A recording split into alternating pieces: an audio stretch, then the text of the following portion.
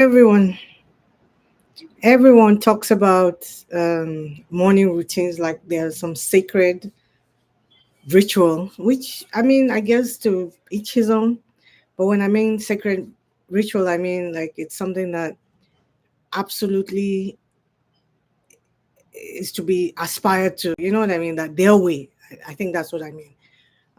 Is the only way. And I want to share that there's no perfect routine or morning routine. Mine isn't perfect by any means. So don't fall into it. You don't have to have a 5 a.m. shower. You get to find or define what works for you. So I want to share what has absolutely changed my life in the sense that it's aligned with who I chose to become. Um, I've been able to, through consistent practices of this routine, stop performing and stop pretending and really settle into who I am at my core, truly being authentic, not shape shifting, not changing up things, not trying to impress, trying to come off as the one who's in tune with everything. You know what I mean. So anyway, my routine is not perfect by no means, but I do have one thing I never give myself a whole pass on, because if I skip it, I truly feel messed up for the rest of the day. Um, and for me, that non negotiable is running, or three: running, prayer, a shower, obviously, journaling, and meditation. But because the practices have become so ingrained, they just flow literally from, with the exception of running, which is an external activity for the most part. But the rest of them, just I flow from one practice to another. So these are my non-negotiables. This have helped, supported me, and still support me to unhook from being the strong woman, to unhook for performing, so that I can feel worthy, feel valued, and all that other stuff. And it doesn't matter if I'm tired or busy or I'm not in the mood. I do it anyway. And that's why I want to share them with you, because there's real power in this. I've learned what happens when I don't, and I don't want to be back there. So the days that I run, when I run, which is a big part of my being, as I shared with you, the days that I skip that, and this is why they're non-negotiables, I'm generally I feel disconnected from myself somewhat. I mean, I'm still able to do the things that I have to do, but I don't feel as grounded as I do when I do run. And it also helps me, or it takes away from my patience with people. I find that I'm quicker to react. I'm more reactive. I'm shorter with people. I feel like, in general, I feel like I feel a little weighed down and not as grounded, not as connected to myself. An example of that is, if something that I had been seeking or that I wanted happened, the my sense of pleasure is not as full as it would be when I run, because for me it's more than exercising. It helps me to set the tone for who I want to be. We're in this being state. Once you're unhooked from that strong woman trap, you're being, and you're doing, but you're doing from a more aligned, from not even more, from a completely aligned phase, from who you are being. So it's more than exercising. It actually allows me to set the tone for who I want to be. Per journaling or and prayer, on the days that I skip those, my mind is like just moving me in the direction that it wants to move me. I'm more action, but not productive, right? There's more busyness, but there's less productivity. It's more action based because it's my mind saying, do this, do that. I sort of fall into that automated way of living, just, like a groundhog day, I'm just doing. That's what happens when journaling or and prayer are absent from my day. My mind is running me rather than me directing my mind. 'Cause I'm supposed to, you know what I mean? And so when that happens, consequently, I fall back easily into being a performing person or being performative. I fall back into trying to shift myself to match where I am or who I'm with, changing what I want to say to accommodate or acquiesce the people that I'm with. I'm not as thoughtful, I'm not as reflective, because my mind is just sort of pushing me along. So that's what happens. And you can see why it's really important and why I don't give it a hall pass. It's one of my no hall pass habits. So I say this to say, and it's the same with meditation as well. I say this to say that it really is all about alignment. It really is all about alignment, excuse me. Because when I do the non-negotiables, when I follow up with these things, these practices that have really helped me to become more aware of who I am and be who I want to be, I'm not just checking a box.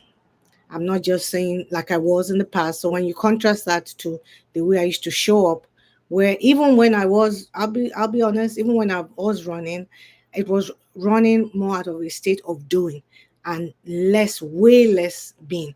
I got the benefits, of course, but the benefits were not compounded. I didn't leverage them because it was like walking, you know what I mean? Just something I had to do.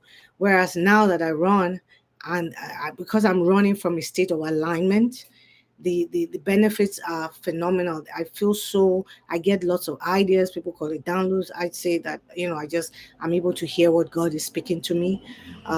It's like it's phenomenal. And um and what it does is the non-negotiables, like I mentioned about an alignment. And I'm not just checking that box. Run, meditated, those things. Journaled, prayed. I'm essentially reminding myself that I don't have to perform my way into being peaceful, into being worthy, into being valued, loved, into mattering. I am already. I am. I choose it. I am. And that's what anchors me for the rest of the day, the month, and so on and so forth. So, question for you. I always like to ask questions because I feel like it's an interactive way. What I'm doing is interactive in nature. What's your no hall post? What's your no hall pass habit if you have one? And if you don't, think about it. What would you like? What practices have you benefited from in the past that you would like to make a non-negotiable and attach a no hall pass to? The one that keeps you grounded, that keeps you reflected, that makes you feel like your day is so exciting, even when all you did was, I don't want to say all, as if it's minimal, but what I mean is, if rather than some groundbreaking thing, you went out for a 5 minute walk, right? That makes the little things, the mundane things, seem so special and seem so connected and just make you feel so vibrant. That's what I mean, right? What's that no hall pass habit or practice, actually? And if you don't have one, what is one that you would love to adapt or adopt and make as a non-negotiable in your life? Drop it in the chat. I'd like to know, because one thing that I know is once you name it, it's hard to go back, right? We want to honor ourselves mostly, so once we say something, we likely will follow up with it or follow through with it. So once you name it, you can protect it and make it a true non-negotiable in your life. um Again, just as a reminder, morning routines, morning practices, even if they're not in the morning, daily practices, daily routines don't have to be complicated. They just need to be yours. Which brings me to the beginning when I said that most people start off with saying, this is the only way, this is what I do. It's good for you, but may not necessarily be what works for you or for me. So it just needs to be yours. That's the perfect routine, perfect practice. Again, the point is not perfection. You just want to choose one or two things or three things that keep you aligned, keep you grounded, that make you feel the aliveness of each day, of each minute. So you don't just get through the day and say, which is something that happens commonly a lot, where it's like, damn, where did the day go? What happened? Right?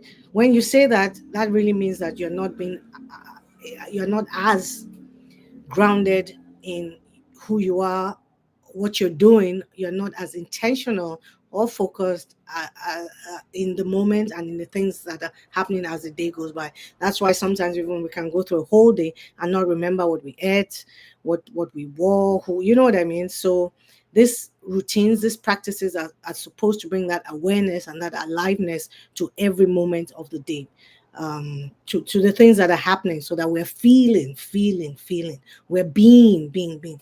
Again, all that I'm talking about, this video, next video, everything that I do is unhooking from the strong black woman trap.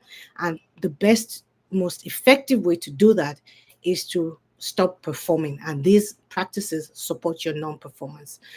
So the choose one thing that aligns with who you really are or who you want to become, so that you don't get back into that performance phase, or way of being or way of living, and just don't get back into expectations that people put on you. You want to be somebody who's in alignment and in integrity with who she is, so that when you're doing those things, it's not out of obligation, or you're not trying to fit in or force things, relationships or force events even to happen. You're just being yourself, and as a result of being yourself and allowing these practices to help you to be the best you, those things that you want are actually just happening to you. So if I looked at your morning routine, what habits or what practices would I see that that are setting would help you to set the tone for the day where you're present? So ask yourself, if I looked at my morning routines, what practices would I see that set the tone for my day? And if you don't see anything that wows you or that moves you, what would you like to see yourself doing repeatedly that will set the tone? What are the meaningful things that you can bring into your day? Again, it doesn't have to be morning, that you can bring into your day that will help you to. It's probably best in the morning, some of them, because you want to take that feeling into the rest of the day. But you know what? Whatever works, right? So what would you like your morning or your daily habits or practices to be that would set the tone for your day? They don't, it doesn't have to be fancy. I just shared with you my non-negotiables, which are by no means fancy, but they're mine. They're perfect because they're mine and they work for me. They help to keep me to slipping back easily into that performance. I'm going to do it all. I'm going to know it all. I'm going to, you know what I mean? Be that person that's just doing things and not feeling and not just being present. So yeah, that's what I got for you. We're no more performing, we're aligning with who we are, we're being who we are created to be. So if you're ready to stop performing and you want to learn more about the Embody program, which is my full 8-week program, comment ready and I'll send you the link so that you can check it out. Or if you just want a quick shift to get you started on the journey, you're not quite ready for the commitment of the 8 weeks, you can grab my High Achievers Guide. It gives you the first step, really, which is what we leverage on in the Embody program. It's three simple potent shifts that will get you going, that will help you to disconnect from performing for worthiness and feel worthy just as you are. So the link is below. And let me tease you. Tomorrow, I'm going to share a real behind the scenes BTS struggle, because, again, it's not about looking perfect. You just want to be real. You want to be authentic to who you are. So I'll see you in the next video. Ciao.